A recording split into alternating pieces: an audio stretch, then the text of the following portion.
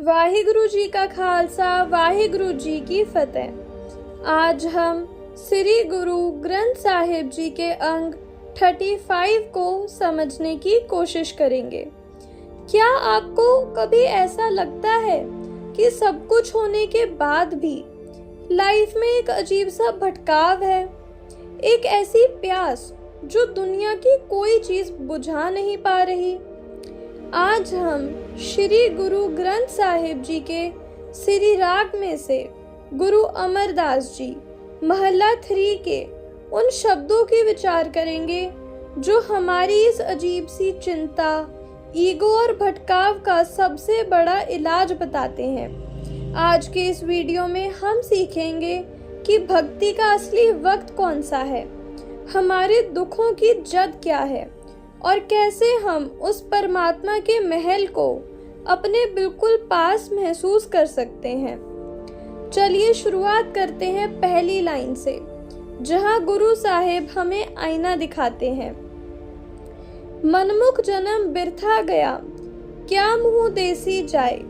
गुरुजी कहते हैं कि जो इंसान मनमुख है, यानी जो अपने गुरु की बात छोड़कर सिर्फ अपने मन के पीछे, अपनी ईगो के पीछे भागता है, उसका ये कीमती इंसानी जन्म बिल्कुल वेस्ट, बिरथा चला जाता है। और जब ये लाइफ खत्म होगी तो वो उस सच्चे दरबार में क्या मुंह दिखाएगा।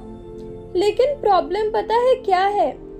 हमारे अंदर एक चीज बैठी है जिसे गुरबानी में ह्योमाई यानी ईगो बोला गया है। गुरुजी कहते हैं, सब कुछ आपे आप है, हौ में विच कहन ना जाए। एवरीथिंग इज गॉड, हर जगह उसकी ही एनर्जी है।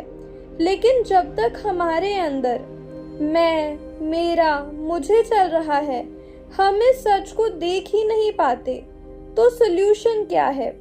सोल्यूशन है गुरु का शब्द। गुर का शब्द पछाणिए, दुख हो में विचों गवाए। जब हम गुरबानी पर चलते हैं तो हमारी ईगो खत्म होती है और तभी हमें सच्चे सुकून का रास्ता मिलता है। अब आते हैं एक ऐसे सवाल पर जो हम सबके माइंड में आता है, भक्ति करने का, पाठ करने का सही टाइम कौन सा है? गुरु अमरदास जी इसका इतना परफेक्ट जवाब देते हैं कि आप हैरान हो जाओगे। जे वेला वक्त विचारिए, ताकित वेला पगत होए। गुरुजी कहते हैं कि अगर तुम सिर्फ घड़ी देखते रहे, मुहूर्त निकालते रहे कि सुबह करेंगे या शाम को करूंगा, तो फिर सच्ची भक्ति किस वक्त होगी? रिलीजन को हमने रिचुअल्स में बांध दिया है, लेकिन स्पिरिचुअलिटी कहती है, अंदिन नामे रत्या सच्चे सच्ची सोए। अंदिन यानी दिन रात 24/7।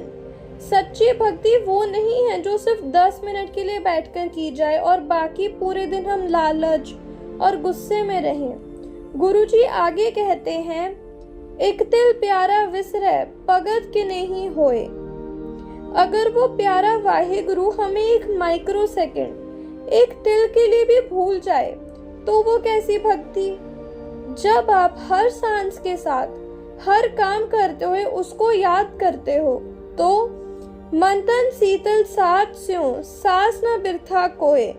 आपका माइंड और बॉडी बिल्कुल कूल, शीतल हो जाते हैं और आपका एक भी सांस वेस्ट नहीं जाता। आगे गुरु साहिब हमें एक बहुत प्यारा एग्जाम्पल देते हैं, एक किसान, फार्मर का। गुरुजी कहते हैं कि जैसे एक फार्मर क्रॉप उगाता है, वैसे ही हमें अपने अंदर एक खेती करनी है। सहजे खेती राही है, सच नाम बीज पाए। हमें अपने माइंड में सहज यानी पेशेंस, पीस और बैलेंस का खेत तैयार करना है और उसमें वाहिगुरु के नाम का बीज बोना है। रश नहीं करना है। स्पिरिचुअलिटी में पेशेंस चाहिए और जब आप ऐसा करोगे, खेती जम्मी अगली मनुआ रजा सहज सुभाए, तो आपके अंदर भक्ति की ऐसी फसल उगेगी कि आपका भटकता हुआ मन हमेशा के लिए रजा सेटिस्फाइड और तृप्त हो जाएगा। फिर आपको दुनिया की किसी चीज का लालच नहीं रहेगा। क्यों? क्योंकि गुर का शब्द अमृत है, जित पीते तिख जाए। गुरु का शब्द उस अमृत की तरह है जिसे एक बार पी लिया तो अंदर की सारी लालच और ख्वाहिशों की प्यास तिख हमेशा के लिए बुझ जाती है। जब हमारा मन इस अमृत को पी लेता है तो हमारा देखना, बोलना, सोचना सब बदल जाता है। आखन वेखन बोलना सबदे रहा समाए। आप जो देखोगे उसमें वाहेगुरु दिखेगा, जो बोलोगे उसमें मिठास होगी।